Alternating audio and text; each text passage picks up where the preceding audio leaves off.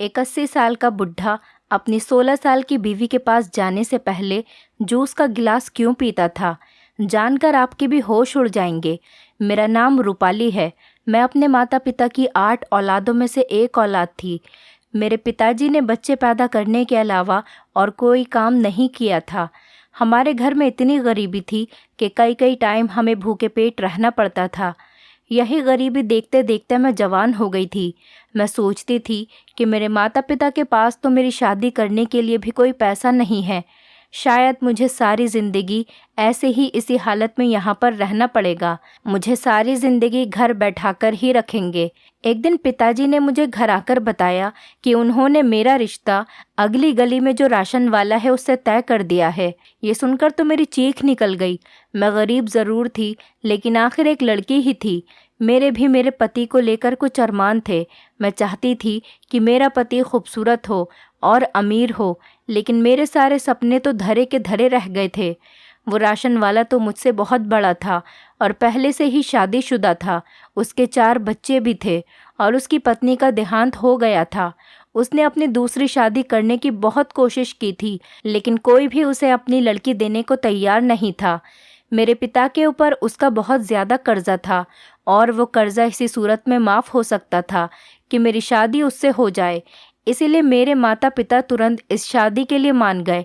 मैं अभी महज 18 साल की थी और वो 40 साल का था, मगर मेरे माता पिता तो ऐसे खुश हो रहे थे जैसे किसी शहजादे का रिश्ता मेरे लिए आ गया हो। उन्होंने ज़बरदस्ती मेरी शादी उस आदमी से करवा दी। उसका नाम अशोक था। वो कोई इतना अमीर तो नहीं था, लेकिन हमारे घर की तरह उसके घर फाके नहीं होते थे। खाने पीने को अच्छा खासा मिलता था। उसकी 2 राशन की दुकान थी और अपना घर भी था। मैं मजबूर थी, उसी को अपना पति मानना पड़ा। मेरे पास इसके अलावा और कोई चारा नहीं था। उसके 3 लड़के और एक लड़की थी। मैंने जाते ही सोच लिया था कि अपने पति को अपने कब्ज़े में रखना है ताकि वो मेरी सारी बातें माने। मैं यही कोशिश करती रहती थी कि वो अपने बच्चों से कम ही मिले। इसी वजह से सुबह को जल्दी ही उन्हें स्कूल भेज देती थी और रात को उसके आने से पहले उन्हें सुला दिया करती थी। उसके बच्चों को भी मैंने अपने काबू में कर रखा था। वो मुझसे पूछे बगैर कुछ भी नहीं करते थे। मेरे पति के 4 बच्चे थे, लेकिन अभी वो जवान था। वो रोज़ रात को केसर और बादाम का दूध पीता था और कहता था कि इससे जिस्म में ताकत बढ़ती है। जब मेरी शादी हुई थी तो उसकी छोटी बेटी 2 साल की थी। मैंने ही उसको पाला था। उसके तीनों बेटे बड़े थे। अब मैं चाहती थी कि मैं जल्दी से प्रेग्नेंट हो जाऊं। मुझे जितनी जल्दी अपने माँ बनने की थी, उतनी ही मुझे ये खुशी नहीं मिल रही थी। मेरी शादी को 4 साल हो चुके थे और इन 4 सालों में मैं उसके बच्चों को पालने में ही लगी रही थी। कुछ टाइम बाद मुझे पता चला कि मैं बांझ हूँ, मैं माँ नहीं बन सकती। ये सुनकर मुझे बहुत ज़्यादा अफसोस हुआ और मैं सोचने लगी कि अब मेरी कोई संतान नहीं होगी। इस घर और दुकान के मालिक इसके खुद के बेटे ही होंगे। ऐसे ही कुछ साल गुजर गए। मेरे पति के दोनों बेटे बाहर पढ़ने के लिए चले गए। उसकी बेटी भी अब बड़ी हो गई थी। वो भी इंटर कर रही थी। मेरे पति का कहना था कि वो अपनी बेटी को बहुत ज़्यादा पढ़ाकर एक अच्छी पोस्ट पर पहुंचाएगा। मैं भी उनकी हाँ में हाँ मिलाती रहती, क्योंकि जब से मुझे पता चला था कि मैं बांझ हूँ, मैंने उसकी औलाद को ही अपनी औलाद समझना शुरू कर दिया। मगर मुझे नहीं पता था मेरी ज़िंदगी बर्बाद करने में मेरे पति का ही हाथ था। एक दिन वो अपने दोस्त से बातें कर रहा था। मैं उसी समय घर में आई थी। मैं कमरे में जाने ही वाली थी कि मैंने उसके मुंह से अपना नाम सुना और मैं वहीं पर रुक गई।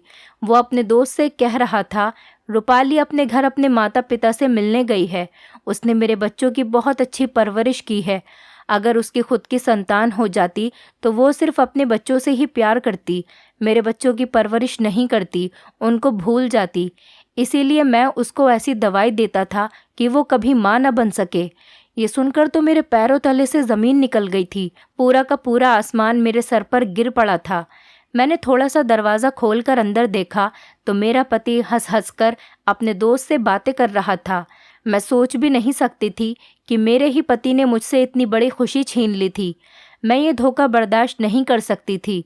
मुझे तो अपने पति से मोहब्बत हो गई थी और मैंने उसके बच्चों को भी अपने ही बच्चे मान लिया था। लेकिन 10-12 साल की मोहब्बत का उसने मुझे ये सिला दिया था। मैंने दिल ही दिल में ठान लिया था कि मैं उससे बदला लेकर रहूंगी। मैंने उसके बड़े बेटे को फ़ोन किया जो बाहर अकेला ही काम करता था। मैंने उससे कहा कि तुम अपने पिताजी को अपने पास बुलवा लो ताकि वो तुम्हारी काम में मदद कर सकें। वैसे भी यहाँ पर राशन की दुकान अब चलती नहीं है। उसने मेरी बात फ़ौरन मान ली क्योंकि वो मेरी कोई भी बात नहीं टालता था। उसने अपने पिता को फ़ोन किया और उसे अपने पास आने को कहा। उसने खुद ही उन्हें राज़ी किया। अब मेरे पति अपने बेटे के पास बाहर चले गए थे। यहाँ सिर्फ मैं और उनकी बेटी अकेले रह गए थे। मैंने सोच रखा था मैं अपना बदला लेने के लिए उनकी 16 साल की बेटी की शादी किसी बुढ़े से करवा दूंगी ताकि जब उसको पता चले तो उसके दिल पर भी ऐसे ही चोट लगे जैसे मेरे दिल पर लगी थी। इसीलिए मैंने उसकी 16 साल की मासूम बेटी की शादी एक 80 साल के बुढ़े से ज़बरदस्ती करवा दी। मुझे इससे 2 फ़ायदे हुए। एक तो मैंने अपना बदला ले लिया था और दूसरा वो बुढ़ा बहुत अमीर था। शादी के बदले उसने मुझे बहुत सारे पैसे दिए थे। मैंने भी सोच लिया था कि इस शादी के बदले बहुत सारे पैसे ऐंठ लूँगी। 80 साल की उम्र में भी वो अच्छी खासी सेहत का मालिक था। उसे देखने से लगता नहीं था कि वो 80 साल का है। जब वो मेरे घर पर आया तो मैंने उससे पूछा कि तुम्हारी सेहत का राज क्या है, हमें भी बताओ, तुम तो कहीं से भी 80 साल के नहीं लगते। उसने कहा, ये ख़ानदानी राज है, इस राज को राज ही रहने दो। मैंने उससे कहा कि शादी के बाद मैं तुम्हारे घर तुम्हारे बंगले में ही रहूँगी। मैं चाहती थी कि कुछ दिनों मैं भी अमीरों वाली ज़िंदगी गुजारूं। मेरे पति की 16 साल की बेटी थी जो कि बहुत मासूम थी और मेरी हर बात मानती थी। उसने मेरे कहने से इस बुढ़े से शादी कर ली और अपने पिता को भी नहीं बताया। शादी की पहली रात मैंने देखा कि वो बुढ़ा कमरे में जाने के बजाय किचन की तरफ जा रहा था। मैं ये देखकर चौंक गई। मैंने हैरानी से उसका पीछा किया। मैं चोरी से देखने लगी कि वो किचन में क्या करने गया है। जब मैंने उसे किचन में देखा तो वो जूस पी रहा था। मुझे ये देखकर बहुत ज़्यादा हैरत हुई।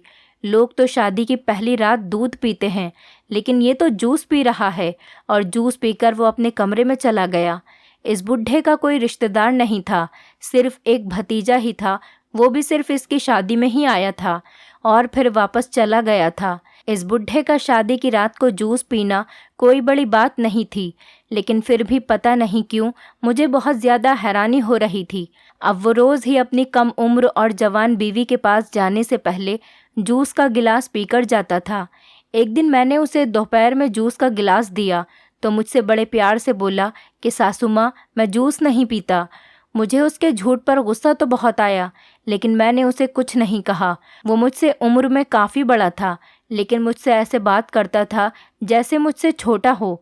अगर उसे जूस पसंद नहीं था तो वो रात को अपनी जवान पत्नी के पास जाने से पहले क्यों पीता था? उसकी ये बात मुझे बहुत ज़्यादा परेशान कर रही थी। एक रात फिर से मैंने उसे छुपकर देखा।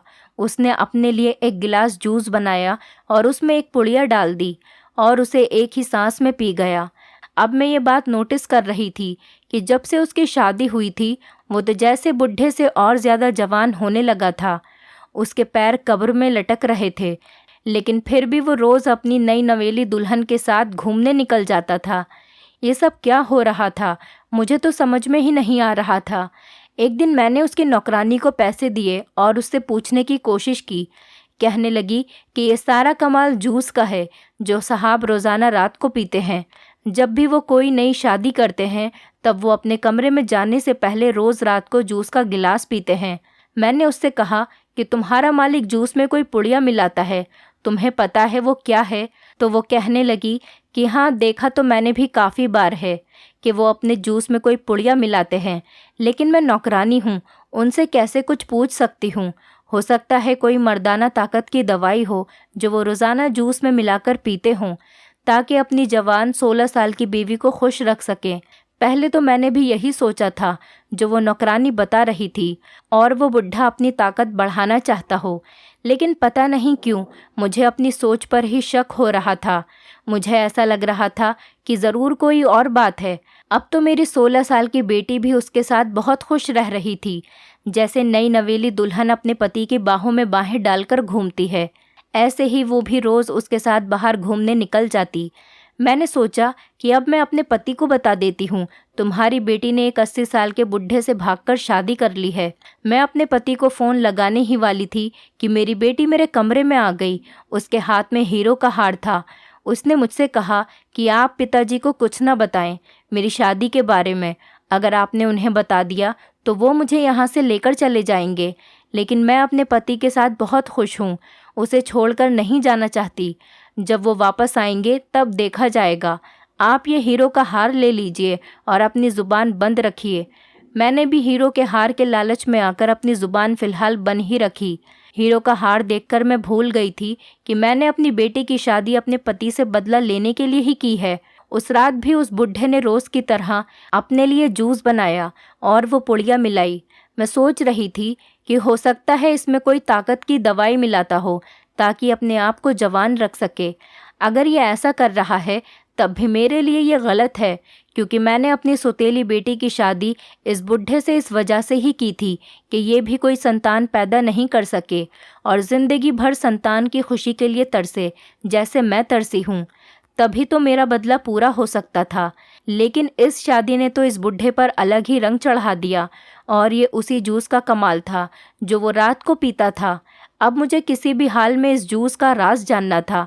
अगर वो उसमें मर्दाना ताकत की दवाई मिलाकर पीता था तो मेरा प्लान तो ख़राब हो जाता। इसीलिए मैंने अपनी बेटी से कहा कि तुम अपने पति को रात को दूध दिया करो। अगर इस उम्र में वो कुछ और पिएगा तो उसकी सेहत ख़राब हो जाएगी। उसने पूछा, कुछ और का क्या मतलब है? क्या नहीं पीना चाहिए? इतने में मेरी नज़र उसके बेड पर पड़े हुए सामान की तरफ गई। वो आज ही अपने पति के साथ शॉपिंग करके आई थी। ब्रांडेड कपड़े, जूते और मेकअप, ऐसा सामान तो इससे पहले मैंने अपनी ज़िंदगी में कभी नहीं देखा था। मेरी तो आंखें फटी की फटी रह गई थी। मैंने उससे कहा कि अपने पति से थोड़ा दूर ही रहो और जितना माल यहाँ से समेट सकती हो समेट लो। मैं इतने तुम्हारा सामान सेट कर देती हूँ। मैंने सोचा कि सामान सेट करने के बहाने शायद मुझे वो दवाई भी मिल जाए जो वो बुढ़ा अपने जूस में मिलाता है। लेकिन मुझे उसके कमरे में कहीं भी वो पुड़िया नहीं मिली। नौकरानी ने बताया था कि वो अपने लिए जूस खुद ही बनाता है और किसी को देखने भी नहीं देता। आप देखिएगा कितनी जल्दी साहब की औलाद हो जाएगी। पहले भी साहब ऐसा ही करते थे। ये सुनकर तो मैं घबरा गई। मैं नहीं चाहती थी कि मेरी बेटी कोई औलाद पैदा करे। इसीलिए तो मैंने उसकी शादी एक 80 साल के बुढ़े से करवाई थी ताकि उसका पति औलाद ही पैदा नहीं कर सकता हो। लेकिन यहाँ तो सब कुछ उल्टा हो रहा था। ये बुढ़ा तो खुद औलाद पैदा करने के चक्कर में था। मैंने सोचा कि मैं खुद ही इस राज का पता करूँगी। एक दिन मैंने खुद उस बुढ़े से पूछ लिया, क्या तुम्हें जूस पीने का शौक़ है? तो उसने मुझसे कहा कि मैंने तुम्हें उस दिन भी बताया था कि मुझे जूस पीने का कोई शौक़ नहीं। अभी वो मुझसे झूठ बोल रहा था। अब मुझसे रहा नहीं गया। मैंने उससे कह दिया, तुम मुझसे झूठ क्यों बोल रहे हो? तुम रोज़ अपने कमरे में जाने से पहले जूस का गिलास पीते हो। अब जल्दी से मुझे बताओ कि ये क्या चक्कर है। उसने मुझसे कहा, मुझे दिन में जूस पीना अच्छा नहीं लगता, लेकिन रात को मैं बहुत शौक़ से पीता हूँ। तो फिर मैंने उससे कहा कि लेकिन रोज़ क्यों पीते हो? अगर यही बात है तो तुम्हें कभी कभी पी लेना चाहिए। मेरे इस सवाल से वो घबराकर वहाँ से चला गया, जैसे मैंने उसकी कोई चोरी पकड़ ली हो। अगर मैं उसे ये भी बता देती कि मैंने उसे जूस में पुड़िया मिलाते हुए देखा है तो उसके तो होश ही उड़ जाते कि मैं उसके बारे में इतना कुछ जान गई हूँ। जूस पीना कोई बुरी बात नहीं है, लेकिन रोज़ उसमें कुछ मिलाकर पीना, मुझे उसके ऊपर शक हो रहा था और अब मेरा शक पक्का होता जा रहा था। कुछ तो बात थी जो वो हमसे छुपा रहा था। अगली रात जब वो किचन में जूस बनाने आया तो मैं किचन में ही मौजूद थी। वो मुझे वहाँ पर देखकर चौंक सा गया। मैंने उससे कहा कि मैं तुम्हारे लिए जूस बना दूँ। उसने कहा कि मुझे तुम्हारी कोई मदद की ज़रूरत नहीं है, मैं अपने लिए जूस खुद बना सकता हूँ। मैं वहाँ से बाहर आ गई। मैंने अपनी बेटी से कहा कि तुम अपने पति के लिए जूस खुद क्यों नहीं बनाती? उसने मुझसे कहा कि मैं तो कहती हूँ कि मैं बना देती हूँ, लेकिन वो कहते हैं कि मुझे अपने लिए जूस खुद बनाना ही पसंद है। कभी कभी तो वो मेरे लिए भी बनाकर लेकर आते हैं। कुछ दिनों से मैं नोटिस कर रही थी कि मेरी बेटी के बाहर के चक्कर कुछ ज़्यादा ही लग रहे थे। अब तो उसके भी पर निकलने लगे थे। पहले मैंने सोचा था कि मैं उसके बाप से बदला लूँगी, उसे बताऊँगी कि तुमने छोटी उम्र की लड़की से शादी करके उसे संतान की खुशी से दूर रखा। अब तुम्हारी खुद की बेटी ने अपने से कई गुना बड़े आदमी से शादी कर ली। मैंने यही सब कुछ सोचा था, लेकिन बुढ़ा इतना करोड़पति होगा मैंने तो कभी सोचा भी नहीं था। जब मेरे मन में इसकी दौलत का लालच पैदा हो गया था, मैंने अपना इरादा बदल दिया था। मैंने अपनी सौतेली बेटी से कहा कि किसी भी तरीके से इस बुढ़े से माल निकलवाओ। अगर वो मेरे हाथों से निकल जाती तो बहुत परेशानी हो जाती। इस लड़की के समझदार होने से पहले पहले मुझे अपना मकसद हासिल करना बहुत ज़रूरी था। इसीलिए सबसे पहले तो इस बुढ़े के जूस के बारे में पता करना था, जिसे पीकर ये दिन ब दिन ताकतवर होता जा रहा था। मैंने एक प्लान बनाया। रात को जब वो अपने लिए जूस बनाने गया, उसने जूस बनाने के बाद जब अपनी जेब से पुड़िया निकालकर उसमें मिला ली तो बाहर मैंने एक गमला गिरा दिया। उसकी आवाज़ से वो गिलास वहीं पर छोड़कर बाहर आ गया। मैं चुपके से किचन में गई और उसका गिलास मैंने बदल दिया। मैंने पहले ही एक जूस का गिलास तैयार कर रखा था। इस काम में मुझे कुछ सेकंड ही लगे थे। मैं पता करना चाहती थी कि वो इस जूस में क्या मिलाता है। सुबह होते ही मैंने वो जूस एक पॉली में किया और लेबॉर्ट्री में टेस्ट के लिए दे दिया। मैं वहाँ से वापस आ रही थी कि मैंने रास्ते में अपनी बेटी को गाड़ी में जाता हुआ देखा। मैं इस बात से अनजान थी कि मेरी बेटी को गाड़ी चलाना आता है। इसकी शादी को अभी कुछ ही दिन हुए थे। इतनी जल्दी तो ये अपने पति से गाड़ी चलाना नहीं सीख सकती थी, और इसके बाप के पास तो गाड़ी थी ही नहीं। फिर पता नहीं इसने गाड़ी चलाना किससे सीखी। मैं ये सोचते सोचते घर पहुंच गई। घर आई तो मेरे पति का फ़ोन आया। बहुत दिनों से मेरी उससे कोई बात नहीं हुई थी। मैंने फ़ोन रिसीव किया तो कुछ देर मुझसे बात करके बोला कि मेरी बेटी से बात करा दो। मैंने कहा वो पता नहीं कहाँ गई है। वो तो आजकल मुझसे कुछ भी पूछकर नहीं जाती, बस जहाँ उसका दिल करता है मुंह उठाकर चली जाती है। अगर कोई ऊंच नीच हो गई तो मुझसे मत कहना। मुझे अपनी सुतेली बेटी पर बहुत गुस्सा आ रहा था। पता नहीं आजकल वो क्या कर रही थी। हर समय अपने आप में ही मगन रहती थी और बाहर के चक्कर लगाती रहती थी। मैंने उसके पति से पूछा कि तुम्हारी पत्नी कहाँ है। उसने कहा कि ड्राइवर के साथ शॉपिंग करने गई है। अब इस उम्र में मैं तो उसके साथ घंटों तक बाजार में नहीं घूम सकता। मेरी तो हिम्मत जवाब दे जाती है। इसीलिए मैंने उसे ड्राइवर के साथ भेज दिया। अब मैं उससे कहती कि तुम्हारा ड्राइवर तो बाहर खड़ा है और तुम्हारी कम उम्र जवान बीवी बाहर घूमती फिर रही है। मुझे अब अपनी बेटी पर शक होने लगा था। वो कुछ तो ऐसा कर रही थी जिसके बारे में मुझे तक पता नहीं था। कुछ तो था जो वो मुझसे छुपा रही थी। अब तो वो मुझसे कटी कटी रहती थी। फ़ोन पर भी घंटों घंटों बात करती रहती थी। जब मैं उससे कुछ पूछती तो मुझसे कहती थी कि मैं अपने दोस्तों से बात कर रही हूँ। उसका पति भी उससे कुछ नहीं कहता था। लेबॉर्ट्री वाले ने 2 दिन बाद रिपोर्ट आने का बताया था। अब जब तक मुझे इस जूस की सच्चाई पता नहीं चल जाती, मैं उसे ये जूस नहीं पीने दे सकती थी। इसीलिए मैंने अगले दिन को भी उसका जूस का गिलास बदल दिया। 2 दिन बाद रिपोर्ट्स के लिए फ़ोन आया। मैं रिपोर्ट्स लेने गई। मैंने उससे पूछा कि रिपोर्ट्स में क्या आया है, तो उसने जो मुझे बताया वो सुनकर तो मेरे सर पर जैसे आसमान ही टूट पड़ा था। ऐसा लग रहा था जैसे किसी ने मेरे पैरों तले से ज़मीन खींच ली हो। मुझे अपने कानों पर यकीन नहीं आ रहा था। मैं घर गई और मैंने उस बुढ़े के ऊपर वो रिपोर्ट्स फेंकी और उससे कहा कि ये उसका रिज़ल्ट है जो तुम रोज़ जूस पीते हो। मुझे समझ नहीं आ रहा है कि तुम ऐसा क्यों करते हो, वो भी खुद अपनी मर्ज़ी से। इस पुड़िया में जहर होता है जो तुम जूस में मिलाकर पीते हो। डॉक्टर ने ये भी बताया था कि उस जूस में ताकत की दवाई मिली होती है, लेकिन उसके साथ साथ थोड़ा बहुत जहर भी होता है। मुझे ये बात बहुत अजीब लग रही थी। कौन आदमी खुद अपनी मर्ज़ी से जहर ले सकता है? फिर मेरे दिमाग में ख़्याल आया कि कहीं उसकी पत्नी तो उसे जहर नहीं दे रही, क्योंकि आजकल उसके तेवर भी कुछ ठीक नहीं लग रहे। यही बात मैंने उस बुढ़े से पूछी, क्या ये पुड़िया तुम्हें तुम्हारी बीवी देती है जिसे तुम जूस में मिलाकर पीते हो? क्या तुम्हारी बीवी तुम्हें जान से मारना चाहती है ताकि तुम्हारी सारी दौलत उसके नाम पर हो जाए? मेरे दिमाग में तो यही बात आ रही थी, क्योंकि इस बुढ़े की कोई औलाद तो नहीं थी, ना ही कोई इसके आगे पीछे था। इसके मरने के बाद इसकी सारी दौलत मेरी सौतेली बेटी की ही हो जाती। मेरी बात सुनकर वो बुढ़ा हंसने लगा और कहने लगा कि मेरी भोली भाली मासूम कम उम्र बीवी को तो इसके बारे में कुछ भी नहीं पता। ये जहर तो मैं खुद अपनी मर्जी से ले रहा हूँ। मुझे मालूम है कि मैं क्या कर रहा हूँ। उसकी ये बात सुनकर तो मेरे हवास ख़राब हो गए कि वो खुद अपने हाथों से अपनी जान क्यों लेना चाहता था।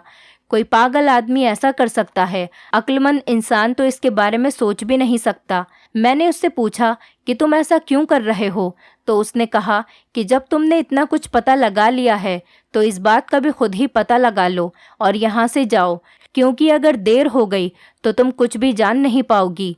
उसकी बातें सुनकर तो मैं उसके कमरे से बाहर आ गई। मुझे उसकी बातें बहुत बेतुकी और अजीब लग रही थी। इतनी मुश्किल से तो मैंने इस जूस का राज पता किया था। अब भला मैं ये बात कैसे पता करती कि ये बुढ़ा ये सब क्यों कर रहा है। मुझे तो ये बुढ़ा एबनॉर्मल लग रहा था। मैंने सोचा कहीं इसने मेरे खाने में तो कुछ नहीं मिलवा दिया। इसलिए अगले ही दिन मैं डॉक्टर से चेकअप करवाने गई। जहाँ मैं चेकअप करवाने गई थी वहाँ मैंने अपनी सौतेली बेटी को देखा। इससे पहले मैं उसके पास जाती वो वहाँ से गायब हो गई थी। मुझे लगा कि शायद मेरी नज़रों का धोखा होगा। मेरी बेटी आखिर यहाँ क्या करेगी। डॉक्टर ने चेकअप करके मुझे बताया कि मैं बिल्कुल ठीक हूँ। मैंने भगवान का शुक्र अदा किया। वैसे भी अभी मेरी कोई उम्र मरने की नहीं थी। मैं अभी सिर्फ 25 साल की ही थी। मुझे तो अब अपने किए पर बहुत ज़्यादा पछतावा हो रहा था।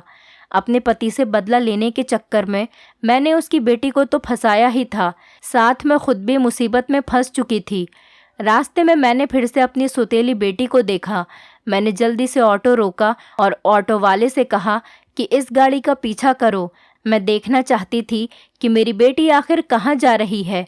मैंने उसका पीछा किया तो मुझे पता चला वो तो उसी हॉस्पिटल में जा रही थी जहाँ से मैं अपना चेकअप करा कर आई थी। मैं समझ गई थी अभी कुछ देर पहले मैंने जिसे देखा था वो मेरी आंखों का धोखा नहीं था, बल्कि मेरी बेटी ही थी। वो हॉस्पिटल में क्या करने आई थी। कहीं उसे भी अपने पति की सच्चाई तो नहीं पता चल गई। वो गाड़ी से उतरी, उसके साथ गाड़ी से एक लड़का भी उतरा। पहले तो मैं उस लड़के को पहचान नहीं पाई, लेकिन जब मैंने गौर से देखा तो मैं उसे देखकर हैरत में पड़ गई, क्योंकि वो लड़का कोई और नहीं उसके पति का भतीजा था। अब मुझे कुछ कुछ समझ में आ रहा था। हो ना हो ये दोनों एक दूसरे को पसंद करते हैं और ये बात इस बुढ़े को पता चल गई होगी, इसीलिए उसने ये सब किया। मैंने उन दोनों का पीछा किया और छुपकर उनकी बात सुनी। वो लड़का मेरी बेटी से कह रहा था कि तुम फिक्र मत करो, मैं तुम्हें कुछ भी नहीं होने दूंगा। थोड़ी देर बाद वो डॉक्टर के केबिन से चेकअप कराकर बाहर आई। बाहर मुझे देखकर मेरी बेटी के होश उड़ गए। उसके चेहरे का रंग उड़ गया। उसने मुझसे कहा, माँ आप यहाँ। मैंने उससे पूछा कि तुम्हें क्या हुआ है, तुम हॉस्पिटल क्यों आई हो। तो उसने मुझे बताया कि माँ मुझे एक ख़तरनाक बीमारी हो गई है। पता नहीं कहाँ से मेरे अंदर थोड़ा थोड़ा जहर आ रहा है। मुझे समझ नहीं आ रहा कि मेरे अंदर ये जहर कैसे आ रहा है। मैंने कहा कि तुम्हारे पति की वजह से उसे पता चल गया है कि तुम उसे धोखा दे रही हो और उसके भतीजे के साथ हो। वो वही जहर खुद भी पीता है और तुम्हें भी देता है। वो ये सब सुनकर वो दंग रह गई। उसे समझ नहीं आ रहा था कि उसके पति को ये सब कैसे पता चला। वो रोने लगी और रोते रोते मुझसे कहने लगी कि ये सब कुछ आपकी वजह से हुआ है। मैंने आंखें खोलकर आपको ही देखा था, हमेशा आपको ही अपनी माँ माना था। मेरे बाप ने आपको औलाद का सुख नहीं दिया, इसका बदला आपने मुझसे ले लिया। आपने अपना बदला लेने के लिए मेरी शादी 80 साल के बुढ़े से करा दी, जो रोज़ मर्दाना ताकत की दवाई खाकर अपने आप को जवान रखने की कोशिश करता था। मैंने आपकी खातिर उससे शादी कर ली और आपसे कुछ नहीं कहा। लेकिन मैं एक 16 साल की लड़की थी, मेरे भी कुछ अरमान थे और मैं अपने पति के भतीजे से 1-2 बार मिली थी और वो मुझे अच्छा लगने लगा। मेरे दिल के सोए हुए अरमान जाग गए और ये भी मुझे पसंद करने लगा। हम दोनों एक दूसरे से मिलने लगे। मुझे नहीं पता था कि मेरे पति को इस सब के बारे में पता चल जाएगा। आज मेरी तबीयत ख़राब हुई तो मुझसे कहने लगा कि मैं तो अपनी हर कम उम्र बीवी को अपने साथ ऐसे ही बांध कर रखता हूँ। वो बेचारी तो धीरे धीरे जहर खाकर मर जाती है, लेकिन मेरे शरीर को इस जहर की आदत हो गई है तो मुझे उसका कोई असर नहीं होता। जाओ जाकर हॉस्पिटल में अपना चेकअप करवा लो, तुम्हें पता चल जाएगा क्या हुआ है। इसीलिए मैं भागी भागी हॉस्पिटल आई और डॉक्टरों ने चेकअप करके बताया कि मेरी नसों में जहर फैल गया है और ये सब कुछ आपकी वजह से हुआ है। आपने मेरी ज़िंदगी बर्बाद करके रख दी। वो लड़की सच कह रही थी, सारा किया धरा मेरा ही था। मैंने अपने पति से बदला लेने के चक्कर में उसकी बेटे की ज़िंदगी बर्बाद कर दी थी। मुझे क्या पता था कि ये 80 साल का बुढ़ा इतना खतरनाक होगा, अपनी बीवी को अपने साथ रखने के लिए ऐसा खतरनाक काम करता होगा। मुझे अपनी गलती महसूस हो रही थी और मुझे अपने किए पर बहुत पछतावा भी हो रहा था। अब मुझे ही सब कुछ ठीक करना था। मैंने अपनी बेटी से वादा किया कि तुम फिक्र मत करो, मैं सब कुछ ठीक कर दूंगी। पहले तो मैंने उसका एक अच्छे से डॉक्टर से इलाज करवाया। समय रहते ही हमें इस जहर का पता चल गया था, इसीलिए कुछ महीनों के इलाज से ही वो बिल्कुल ठीक हो गई। जब तक उसका इलाज चला वो अपने पति से दूर ही रही। उसके पति के किए की सज़ा भगवान ने उसे दे दी थी। उसे फालिस का अटैक हो गया था और इतना खतरनाक अटैक हुआ था कि वो बिस्तर पर ही पड़ गया था। वो कुछ दिन ही जिंदा रहा और फिर उसका देहांत हो गया। कानूनन सारी जायदाद मेरी बेटी के नाम हो गई थी। कुछ दिनों बाद मैंने अपनी बेटी की शादी उसके पसंद के लड़के के साथ करवा दी थी। मैं अपने किए पर बहुत ज़्यादा शर्मिंदा थी। मैंने अपनी बेटी से अपने किए की माफ़ी मांगी और उसने मुझे माफ़ कर दिया। मैंने डॉक्टर से अपने बारे में बात की तो उसने मुझे बताया कि मैं बांझ नहीं हूँ, सिर्फ दवाई लेने की वजह से मैं प्रेग्नेंट नहीं हो सकी थी। मैं अभी सिर्फ 25 साल की थी, जवान और खूबसूरत थी, अपनी नई ज़िंदगी शुरू कर सकती थी। मैंने अपने पति से डिवोर्स ले ली थी और एक सुलझे हुए और अच्छे से लड़के से शादी कर ली थी। मेरे पति से मुझे 2 बेटे हुए। आज मैं अपने पति के साथ और अपने बच्चों के साथ बहुत खुश थी। मेरी सौतेली बेटी भी अपने पति के साथ बहुत खुश थी। अच्छा हुआ कि समय रहते हुए मुझे अपनी गलती का एहसास हो गया और मैंने अपनी बेटी से माफ़ी मांग ली, वरना सारी ज़िंदगी मुझे इस बात का पछतावा रहता। दोस्तों, उम्मीद करती हूँ आपको हमारी कहानी पसंद आई होगी। कहानी पसंद आई है तो वीडियो को लाइक करें, चैनल पर नए हैं तो चैनल को सब्सक्राइब करें और हाँ, नोटिफिकेशन बेल को ज़रूर दबाएं ताकि अगली अपडेट सबसे पहले आपको मिले।